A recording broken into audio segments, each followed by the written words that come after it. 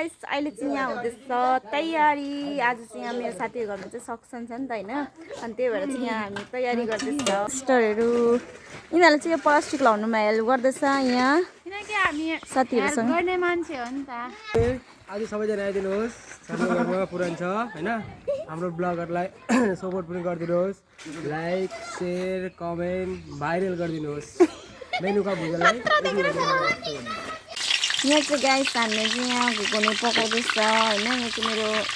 रन्जिनाले मेरो प्यारो साथीले चाहिँ यहाँ आज घुकुनी बनाउँदैछ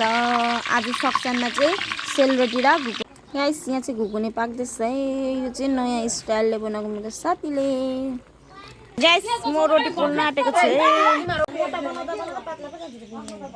आन्टी तपाईँ सेलरोटी पोल्न जान्दैछ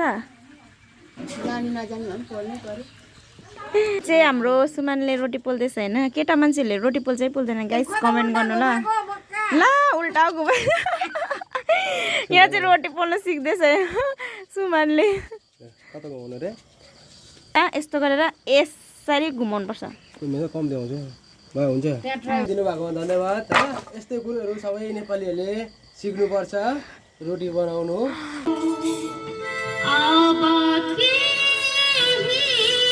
यहाँ चाहिँ चिया पकाउँदैछ है गाइस मैले चाहिँ डेक्चीमा हेर्नु गाइस यहाँ भ्लग गर्नेहरू भाडा मोल्दैछ है रन्सु होटलको स्टपले भाडामा मैले त हुँदैन नि त साथीहरु घरमा आएर भाडा मोल्नु पर्यो नि त गाइस यहाँ चाहिँ आरती हुँदैछ आरती भएपछि चाहिँ खाना स्टार्ट गर्छ गाइस हामी चाहिँ गाइस यहाँ चाहिँ चिया रेडी भइसकेको छ अब चाहिँ हामी खाना बार्न जान आँटेको साथीले बनाएको अनि यहाँ चाहिँ छ रोटी देखाइदिइहाल्नु ल यहाँ चाहिँ छ बिन्द्यादीले पोलेको रोटी वाला